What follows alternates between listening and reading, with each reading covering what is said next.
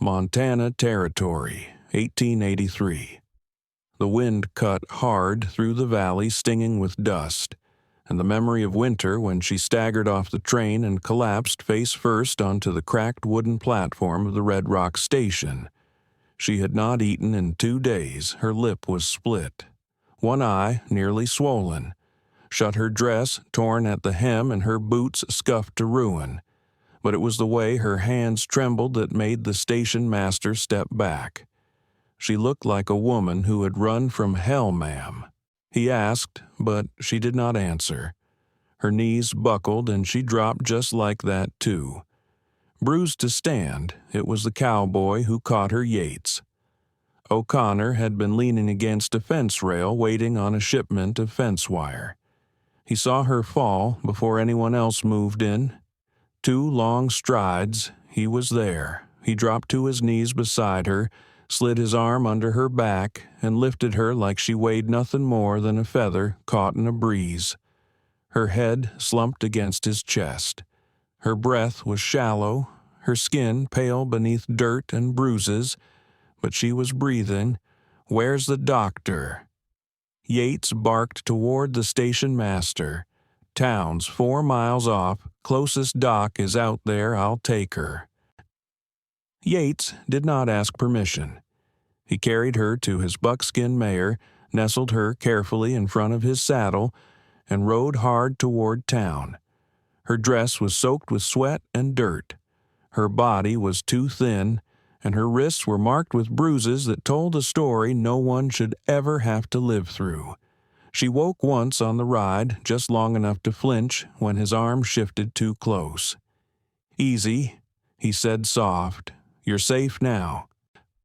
She looked up at him just for a second, and then fell back into whatever place she had gone to survive. They reached Dr. Keller's clinic by dusk. The old man took one look at her and waved Yates in, lay her on the cot. "I'll get what I need." Yates laid her down, brushed a stray strand of matted hair from her cheek, then stepped back. He did not leave. He stood by the door, arms crossed, jaw tight, watching. It took hours before the doctor finally said she'll live, but she needs rest, food time. "What happened to her, Yates?" asked the doctor. Shook his head. "That's for her to say." Yates stayed the night in the chair by her bed. He did not know why not. Yet something about the way she had collapsed without a sound, like she had been holding on with everything and finally let go, that stayed with him. She woke the next morning, blinking against the light. He was there, sitting beside her with a tin of hot tea in his hand. "Morning," he said. She tensed. "I'm not going to hurt you." He added, "You fainted at the station I brought. You hear?" Her eyes flicked to the door, then to the window. She was calculating escape. "My name's Yates. Yates O'Connor. I run a cattle outfit west of here." She said nothing. "You got a name?" She stared at her hands, then finally rasped, "Kayla, Kayla, what? Zane." He nodded. "You hungry, Kayla? Zane." Her eyes filled. She nodded once he stood, then, "Let's get you fed." The days passed slow. Kayla did not speak much. She never let anyone but Yates near, not even the doctor. She never asked why he stayed. He just kept showing up every morning. He brought her something warm to eat. He sat by her while she sipped broth. He said little, but he was steady. Like the mountains outside the window one day, she whispered, "Thank you." He looked over. "You do not owe me anything." She looked away. "I did not think anyone would help me." He did not ask what she had run from, not yet. But the bruises were fading now, and she was sitting up more. Her eyes had color again. It was on the 5th day that she broke. "I had 2 children," she said suddenly. Her eyes were glassy. "Willer and Weston. They are 5 and 7. A man, he took them, said I was not fit, said he had money, and I had nothing." Yates sat still. "Who was he?" "My husband used to be. He beat me until I could not see straight. Then told the court I was unstable. I tried to take the kids and run. He found me. I barely made it onto the train." Her voice cracked. "I do not even know where they are." Yates clenched his fists. "Did you tell the sheriff?" She shook her head. "He has money, friends. They do not believe women like me." He looked at her for a long moment. "You are not alone anymore, Calla." She blinked fast. "Why do you care?" He stood, walked to the window. "Because I saw the way you dropped at that station, like you had carried the whole world on your back. No one should have to live like that." She was quiet a long time. Then, "I do not want to hide any more." He turned. "Then do not." Her chin trembled. "What if he finds me again?" Let him try. Days turned to weeks. Calla moved into a small room over. The feed store helped out sweeping and cleaning in exchange for board. Yates came by often. He brought her apples, books, little things he never made a fuss over. She laughed for the first time when he tripped over a stray cat in the alley behind the store. "You're not as tough as you look," she told him, grinning, "and you're tougher than you think." He shot back. She looked at him, then really looked. He was tall, sunned, with a quiet way about him. His eyes were kind but sharp, like he saw everything and judged nothing. One evening, as the sun dipped low, she said, "Why are you still here?" Yates leaned on the porch rail beside her. "Because I want to be." She looked down at her hands. "You do not even know me." He reached over and gently touched her fingers. "I know enough." She did not pull away. Neither of them said anything else, but from that night on he held her hand whenever she let him. She never collapsed again. Not once, but every time she stumbled he was already there. The high summer heat came early that year, settling over the valley like a heavy quilt. Dust clung to every hem and collar, and the scent of cut hay drifted in from the fields west of town.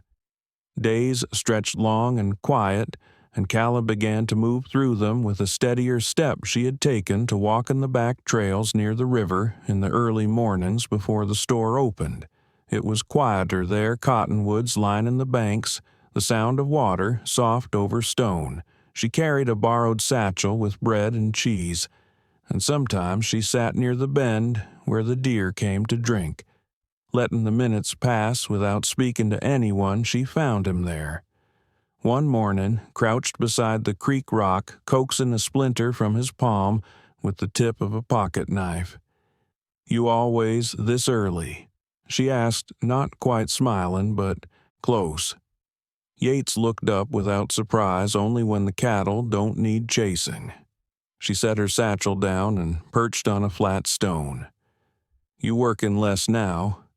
"No, just earlier. Gives me time to think." She folded her hands in her lap about what he flicked the splinter into the water. "What comes next?" She watched the ripples spread. "I haven't let myself think that far." He stood brushing dust from his trousers. "Then let me ask you plain. You still planning to keep running?" Calla didn't answer at first. She traced a line in the dirt with the toe of her boot. "I don't want to, but I don't know what staying looks like." Yates sat beside her. "It could look like a job at the school. They're short a woman to help the younger ones, miss. Cartwright said something to me." Calla blinked.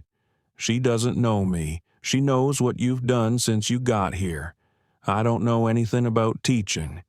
You know how to listen. That's more than most." She pulled her knees up, rested her chin on them.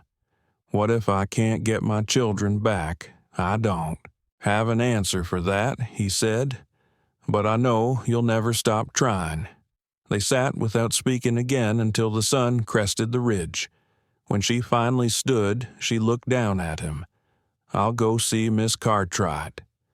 He nodded once, and she walked back toward town, her shoulders straighter than they had been the day before. It was near the end of that week when she started at the school.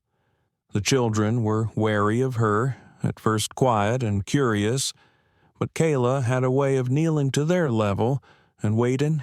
Not pushing by the end of the second day, one of the girls had left her a ribbon on the chair. She mentioned it to Yates that evening while they shelled peas outside the livery. I used to braid Willa's hair with blue ribbons. Like that Yates didn't speak, just offered her another handful of pods. She cracked one open, then said, "I wrote the court in Kansas City." Used a name they won't recognize. He glanced over. "You think they'll respond?" "I don't know, but if I don't ask, they never will." He reached into the basket, working quiet beside her. "You ever think about what you do? If you did get them back," she looked up at the sky where the first stars had begun to show. "I'd find a place with trees, something near water. Nothing big, just somewhere they could run and not be afraid." Yates looked at her then, and something passed between them, unspoken but solid, a shared picture forming slowly. "I know a place like that," he said after a while. "It's got an old barn and a stream behind it. Lon's been sitting quiet since old man R.K. passed." She turned to him. "Why are you telling me this?" "Because I've been thinking about what comes next, too." The silence between them shifted not heavy, but full. Later that night, she stood at the edge of the boarding house porch while Yates saddled his mare. He paused before mounting. "I'll be back tomorrow," he said. Kayla hesitated, then reached out and touched the edge of his sleeve. "I'm glad you stayed." He didn't move for a moment. Then he said, "So am I." She let her hand fall, and he rode off into the dark back in her room. She unfolded the letter she had written, but not yet sent. Her handwriting was careful. The paper creased from being taken out and read too many times. She added a line at the bottom before folding it again. This time, she walked it to the post office herself. By late July, the valley grasses had browned at the edges, crisping under the weight of heat that settled without apology. The river had thinned its waters, running slow between sun-warmed stones in the mornings. Callus still walked the quiet banks, but now she was not alone. The children from the schoolhouse had taken to trailing her, half curious, half attached. She let them, never chasing them off. Though she said little, she had learned even now that silence could be a kind of invitation. That afternoon, she found Yates in the supply yard behind the blacksmith shop, stripping rust from the hinges of a broken gate. "I got a letter," she said, her voice. Even he looked up, wiping sweat from his brow with the back of his arm. "From Kansas." She nodded. "They forwarded my petition to the county clerk. Said I'd need to appear in person if I wanted any claim considered. His jaw worked once. But he said only when 2 weeks. She stepped forward, glancing at the gate. "You fixin' that for Heron wasn't going to wait on him to do it." She crouched beside him, took up the sanded cloth from the dirt, and started on the other hinge. "I'll need someone to ride with me." He didn't answer right away. His eyes moved to her hands, steady. Now the skin healed over, though faint bruising still lived beneath the surface. "You sure you want to walk back into that place?" "I don't want to," she said, glancing at him, "but I can't leave them in his house. Not now that I'm stronger." He folded his legs beneath him, their knees nearly touching as they worked side by side. "Then I'll come." She didn't thank him. She didn't need to. The next day, she borrowed a ledger from the schoolhouse and began copying down notes, legal terms, court instructions, names she remembered from the custody hearing. She didn't ask Yates to help her read through it, but when she paused to rest her eyes, he slid a rolled map toward her. "This is the county line," he said, "and this is where your husband's property sits. If it hasn't changed," she traced the ink with her finger. "You've been there, drove cattle through years ago. I remember the place, big white house, 2 gables, fence line was new." Then her mouth tightened. That would be it. He watched her for a moment, then said, "You'll need a place to stay once we get there. I won't sleep under his roof. You won't have to." She looked up. "You already planned this. I don't like leaving things to chance." She closed the ledger slowly. "You always that way. I've seen what happens when people aren't." The next week passed in a blur of preparation. She worked mornings at the schoolhouse, afternoons, writing letters to anyone who might vouch for her. Miss Cartwright offered a character statement. Dr. Keller agreed to send a note west with them, confirming her injuries and her recovery at sunset. On the last evening before their departure, Calla sat on the porch of the feed store, her boots dusty and her skirt hemmed damp from the pump. "You ever think," she asked, "how strange it is that you found me at all?" Yates leaned against the porch post, arms crossed. "I think about it more than I say." She turned her face toward the street where a wagon creaked past its wheels, groaning under the weight of grain sacks. "If you hadn't been there, I was," he said, cutting her off quiet, but sure she didn't speak for a while. "Then I don't know what to do. Once I have them, I don't have land. I don't even have a horse of my own. You'll have what you need. I can't ask you to carry all this." "You didn't ask," he said, stepping down from the porch and turning toward the stables. "You just handed me half of it without realizing." She rose and followed him without a word. The cool air inside the stable smelled of leather and hay. His mare was already saddled, and beside her stood a smaller Rangaling. Its coat brushed to a soft gleam. A riding skirt and coat were folded on the edge of the tack bench. "That's not mine," she said, eyeing the gear. "It is now." Yates said, "Figured you'd want to ride your own horseback." Her hands tightened at her sides, but she didn't speak. He stepped toward the door. "We leave at first light."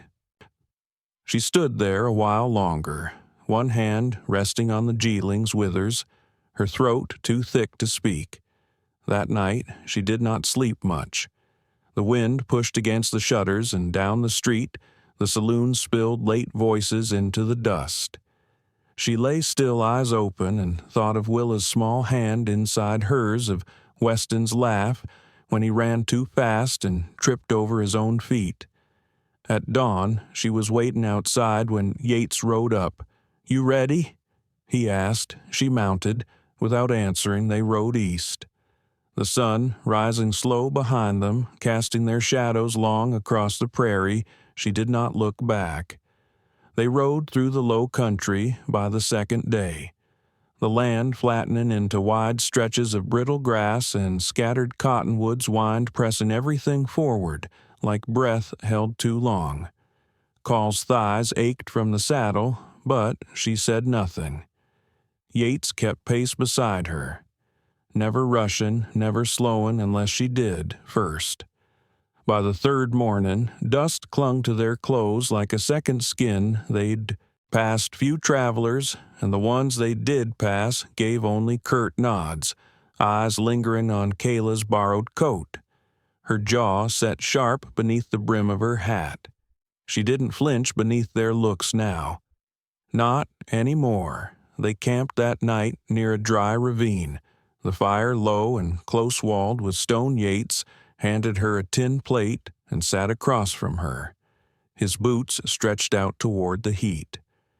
"I thought I'd feel more afraid," she said, pulling apart a biscuit with her fingers coming back. He glanced up from the strip of jerky in his hand. "Why don't you?" Her eyes stayed on the fire. "Because I'm not alone this time." Yates didn't answer. He folded his arms across his knees and watched the flames. The silence between them was no longer empty.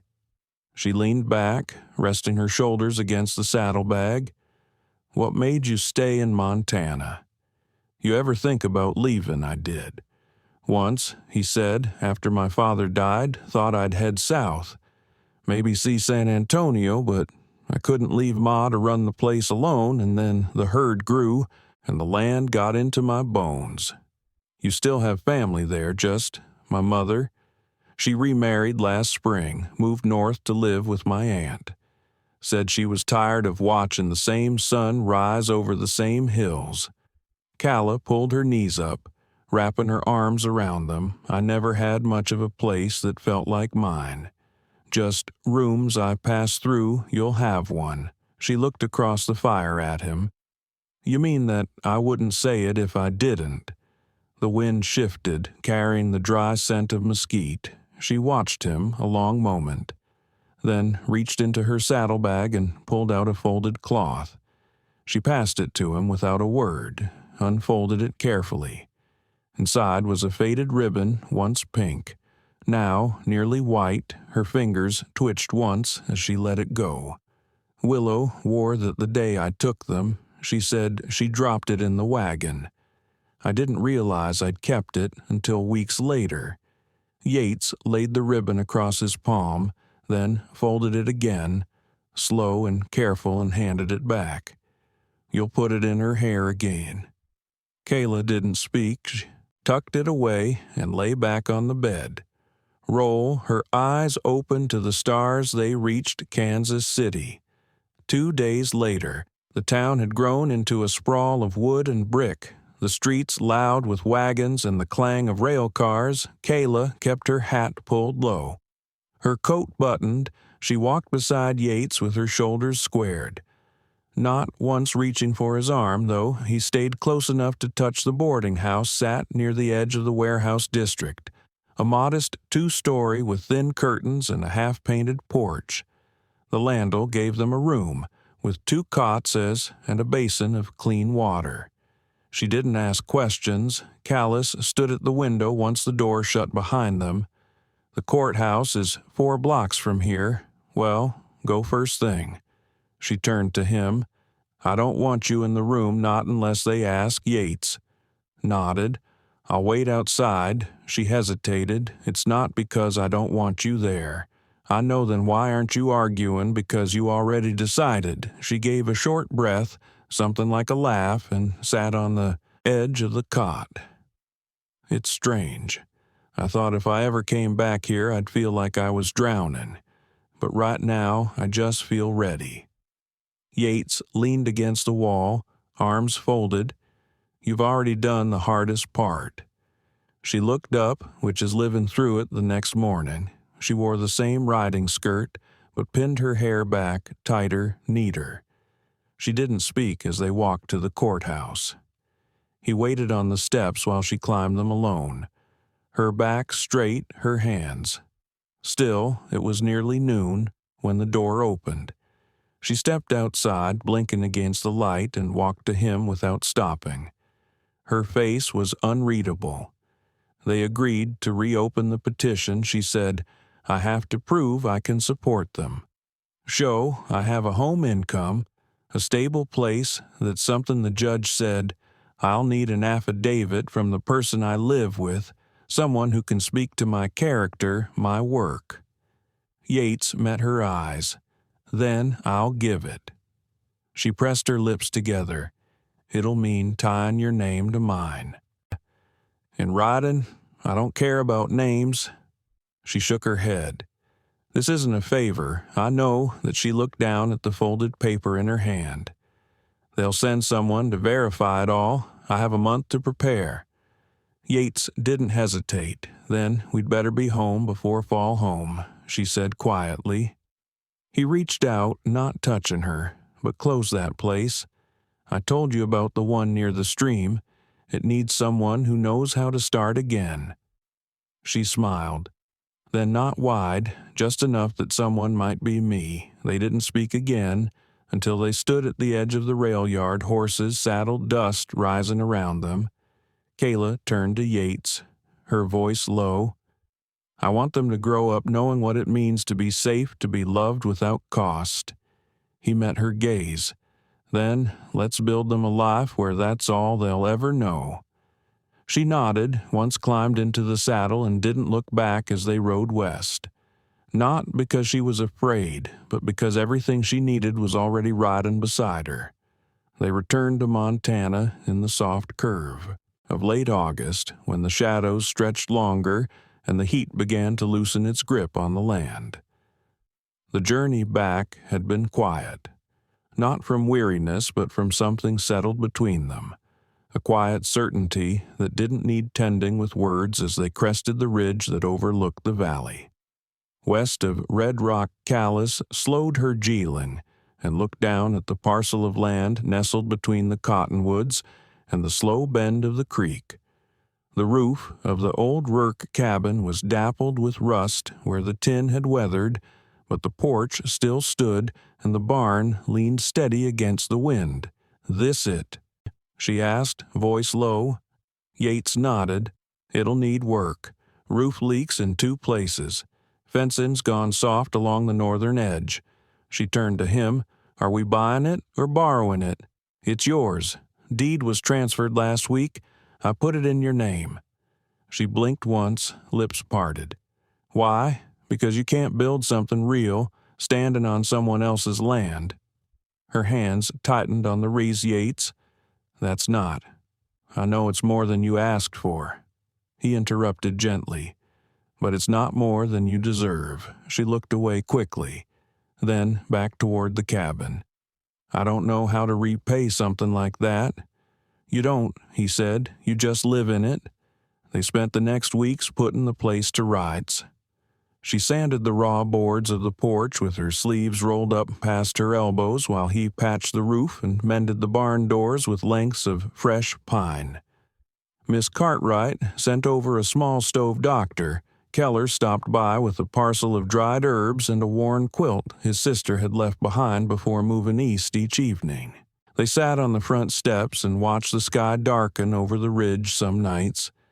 They spoke, other nights they didn't, but he always handed her a cup of hot chori, and she always drank it slow, her fingers brushing his when she passed it back one afternoon just before the first frost. A letter arrived. Callis stood beneath the eaves with the envelope in her hand, thumb pressed to the seal. Yates stepped down from the ladder and wiped his hands. "Is it from Kansas?" She nodded once, then opened it. Her eyes scanned the page, mouth set in a hard line that softened as she read. When she looked up, her voice was steady. "The court ruled in my favor. The children are being escorted by a matron. They'll arrive next week." Yates didn't ask if she was ready. He only said, "We'll ride to meet them." The train pulled in under a sky heavy with gray. Callis stood stiff beside Yates. Her gloves clutched in one hand, the other pressed tight to her ribs, when the door opened and a thin woman stepped down, guiding 2 children ahead of her. Kayla didn't move. At first, Willow looked smaller than she remembered, her hair cropped shorter, a patch sewn into the hem of her dress. Weston clung to the matron's skirt, eyes wide and uncertain. Then Willa's gaze lifted and caught hers, one breath, then another. McCalla dropped the gloves' knees, hitting the platform as her arms opened. Willer ran first, face crumpling as she crashed into her mother's chest. Weston followed, a heartbeat, later stumbling into the circle of her arms. She held them close, her shoulders shaking, one hand tangled in Willa's hair. "I'm here," she whispered over and over. "I'm here. I'm here." The matron stepped back with a nod toward Yates, who tipped his hat in the silent thanks. They rode home in the wagon Yates had borrowed from town. Willis sat beside Calla, her head resting against her mother's arm. Weston dozed in her lap. One hand curled into her shawl when they reached the cabin. Yates lifted Weston gently and carried him inside. Calla followed with Willa at her side, showing her where the stove sat, where her quilt was folded, where the light pulled warmest in the corner of the room that night. She tucked them into the small bed, kissing their foreheads with a hand that didn't shake when she stepped onto the porch. Yates stood waiting, arms folded loosely, eyes on the stars. She stopped in front of him. "I don't know how to name what you've given me." He looked at her, the lantern light catching the lines beside his mouth. Don't name it. Just live it. She reached for his hand. I want you to stay. I was hoping you'd say that, he said, voice low. She leaned in, forehead resting against his. I don't just want a roof or a field or a fence that holds. I want you beside me when I wake. I want something that doesn't fade when the hard seasons come. His thumb brushed her cheekbone. Then that's what we'll build. They didn't kiss right away. They stood pressed close, the moment stretching between them like breath held warm between two bodies. When she finally rose on her toes and touched her mouth to his. It was quiet, sure, and lasting the morning after the first snow. Willis stood barefoot on the porch watching the sun rise over the hills. Caller wrapped her arms around the girl from behind, resting her chin on her daughter's shoulder. Inside, Yates stirred the fire with Weston. Half asleep in his lap, the cabin smelled of cedar and ash, and something sweet rising in the iron pot on the stove outside. The land was still but not silent. The creek moving beneath its ice skin, birds shifting in the bare branches. Calla turned to the door and looked back once at the land that was theirs, now not borrowed, not promised, simply theirs. Then she stepped inside into the warmth, into the life they'd made together.